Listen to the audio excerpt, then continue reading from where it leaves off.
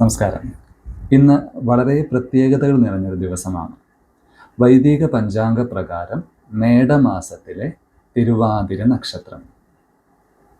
അതെ, ഭാരതത്തിൽ ഒരുപാട് തരത്തിലുള്ള ചിന്താധാരകൾ കുഴഞ്ഞുമറിഞ്ഞ് ലക്ഷ്യമെത്താതെ മുമ്പോട്ട് പോകുന്ന നൗകയായി മാറിയപ്പോൾ അദ്വൈതത്തിൻ്റെ, ആനന്ദത്തിൻ്റെ, ആത്മസാക്ഷാത്കാരത്തിൻ്റെ ഒരു സൂര്യോദയമായി ഈ പ്രപഞ്ചത്തിലേക്ക് കാലെടുത്തു വെച്ച ശങ്കരാചാര്യസ്വാമികൾ എന്ന മഹായോഗിവര്യൻ്റെ ജന്മദിനമാണെന്ന്.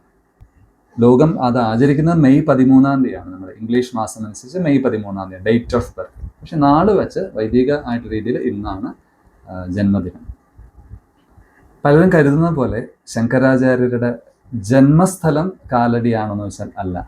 അദ്ദേഹത്തിൻ്റെ വേദാധ്യയനം കുഞ്ഞുനാളൊക്കെ കാലടിയിൽ തന്നെയായിരുന്നു. പക്ഷെ ജനിച്ചു വീണത് യഥാർത്ഥത്തിൽ പിറവത്തിനടുത്ത്, എറണാകുളം ജില്ലയിലെ പിറവത്തിനടുത്ത് പാഴൂർ എന്ന സ്ഥലത്ത് നിലകൊള്ളുന്ന മേൽപ്പാഴൂർ ഇല്ലത്തിലാണ് അദ്ദേഹം ജനിച്ചത്. ആ ഇല്ലം ഇന്നും നിലനിൽക്കുന്നുണ്ട്. ചിന്മയ മിഷൻ അത് ഏറ്റെടുത്തിട്ട് വളരെ മനോഹരമായിട്ട് അത് പരിപാലിച്ചു പോരുന്നുണ്ട്.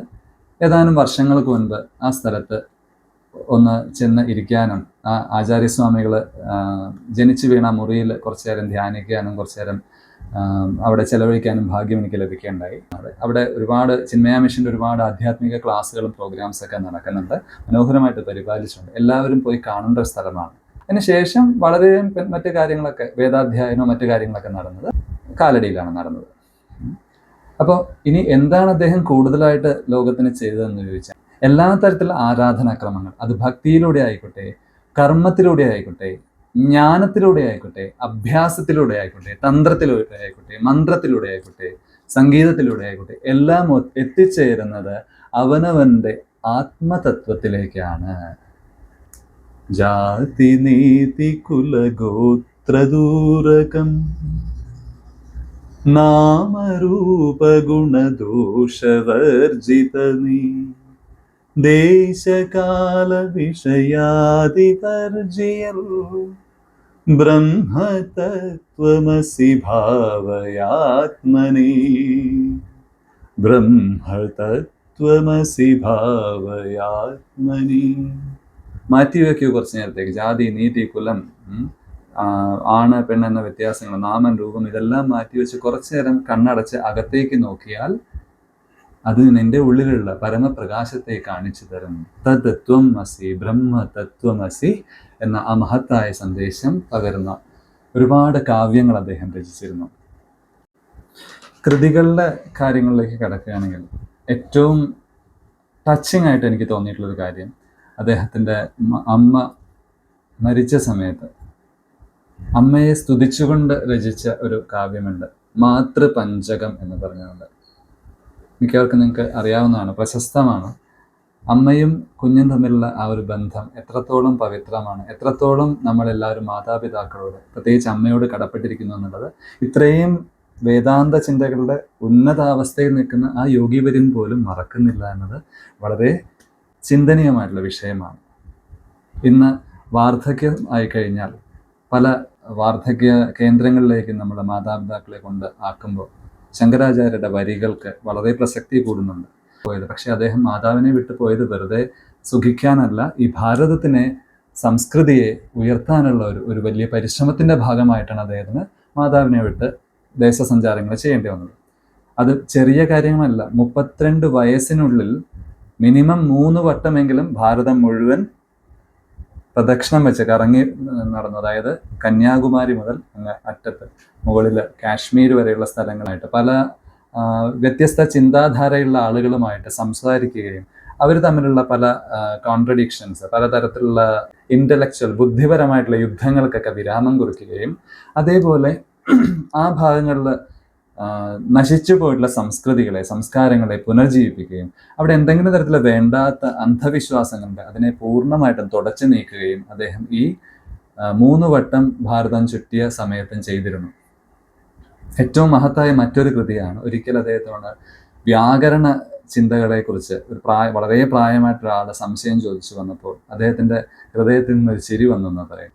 മരണമെത്തുന്ന നേരത്ത് വ്യാകരണം ഒരിക്കലും രക്ഷയ്ക്കെത്തില്ല എന്ന് പറഞ്ഞുകൊണ്ട് സംപ്രാപ്തേ സന്നിഹിതേ കാലേ നഹി നഹി രക്ഷതിരുഗ്രഞ്ജകരണേ ഭജ ഗോവിന്ദം ഭജ ഗോവിന്ദം ഗോവിന്ദം ഭജ മൂഢമതേ.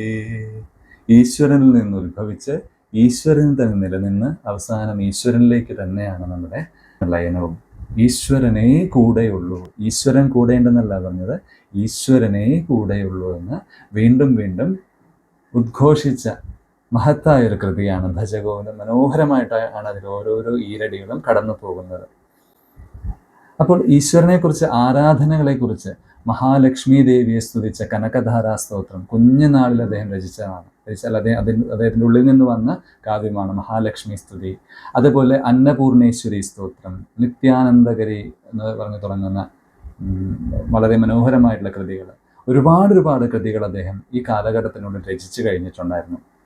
അതേപോലെ പറയുന്നു സൗന്ദര്യ ലഹരിയുടെ പ്രധാനപ്പെട്ട ഭാഗങ്ങൾ അദ്ദേഹം തന്നെയാണ് രചിച്ചതെന്നും, അല്ലെങ്കിൽ അദ്ദേഹം ധ്യാനത്തിലൂടെ ആ ഒരു ശിവപാർവതി സംവാദത്തിൻ്റെ ഒരു ഏടെടുത്ത് അദ്ദേഹം രചിച്ചതാണെന്ന് പറയപ്പെടുന്നു. അങ്ങനെ ഒരുപാട് കൃതികൾ, ഒരു ലൈബ്രറി ഓഫ് തോട്ട്സ് ആണ് ശങ്കരാചാര്യർ നമ്മുടെ മുമ്പിലേക്ക് തുറന്നു തന്നിരിക്കുന്നത്.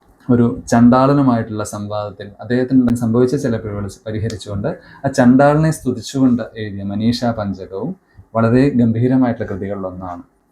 പലപ്പോഴും ശങ്കരാചാര്യർ എന്താണ് ചെയ്തതെന്ന് ചോദിച്ചാൽ പലർക്കും അറിയില്ല, പ്രത്യേകിച്ച് നമ്മുടെ കേരളത്തിലുള്ളവർക്ക്. ഏത് മഹാക്ഷേത്രം എടുത്തു നോക്കിയാലും, അല്ലെങ്കിൽ സനാതന ധർമ്മത്തിൽ വിശ്വസിക്കുന്ന ആർക്കും ഏത് ക്ഷേത്രം ഭാരതത്തിൽ എടുത്തു നോക്കിയാലും അവിടെയെല്ലാം ശങ്കരാചാര്യരുടെ അദൃശ്യമായ കരങ്ങൾ അവിടെയൊക്കെ സ്വാധീനിച്ചിട്ടുണ്ടെന്ന് അറിയാൻ പറ്റും. ഇവിടെ ഗുരുവായൂർ പത്മനാഭസ്വാമി ക്ഷേത്രത്തിൽ, തമിഴ്നാട്ടിലെ ക്ഷേത്രങ്ങളിൽ, ആന്ധ്രാപ്രദേശ്, കർണാടക, തെലങ്കാന, അങ്ങനെ തൊട്ട് ഏറ്റവും വടക്കുള്ള ബദ്രീനാഥിൽ വരെയും ശങ്കരാചാര്യരുടെ കയ്യൊപ്പുകൾ പതിഞ്ഞിട്ടുണ്ടെന്നുള്ളത് വളരെ അത്ഭുതം ജനിപ്പിക്കുന്ന കാര്യമാണ്. അപ്പോൾ ഇത്രയും മഹാനായിട്ടുള്ളൊരു ഒരു ഒരു യോഗിവര്യൻ്റെ ജന്മദിനമാണിന്ന്. ഇതേ ദിവസം തന്നെയാണ് ആർട്ട് ഓഫ് ലിവിങ് എന്ന മഹത്തായ പ്രസ്ഥാനത്തിൻ്റെ സ്ഥാപകാചാര്യൻ പൂജ്യ ശ്രീ രവിശങ്കർജിയുടെയും ജന്മദിനം. ഒരേ ദിനം 2 ശങ്കരന്മാരുടെ ജന്മദിനമായി മാറുകയാണ് ഈ നക്ഷത്രം. മേടമാസത്തിലെ തിരുവാതിര നക്ഷത്രം, അല്ലെങ്കിൽ ഡേറ്റ് ഓഫ് ബർത്ത് പ്രകാരം മെയ് 13.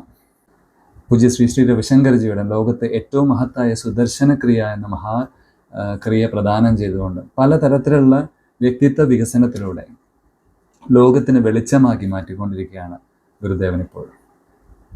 അദ്ദേഹത്തിൻ്റെ പല ക്ലാസ്സുകളിലും ശങ്കരാചാര്യരെ വളരെ ബഹുമാന പുരസ്സരം അദ്ദേഹം ഓർക്കുന്നത് ഞാൻ നേരിട്ട് കണ്ടിട്ടുണ്ട്.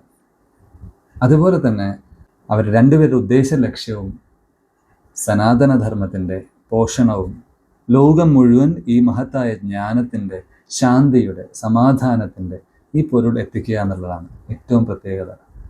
അത് ഇനി എല്ലാ ഗുരുക്കന്മാരുടെ ലക്ഷ്യമാണ്. എങ്കിലും ഒരേ നാളിൽ ഒരേ പേരിൽ വ്യത്യസ്ത കാലഘട്ടത്തിൽ പൂജാതരായ 2 മഹാഗുരുക്കന്മാരുടെ ജന്മദിനമെന്ന ഈ ഒരു പുണ്യദിനത്തിൽ കഴിഞ്ഞു പോയതും ഇപ്പോൾ ജീവിച്ചിരിക്കുന്നു ഇനി വരാൻ പോകുന്ന എല്ലാ മഹാഗുരുക്കന്മാരെ വീണ്ടും വീണ്ടും സ്മരിച്ചുകൊണ്ട് ജയ് ഗുരുദേവ്.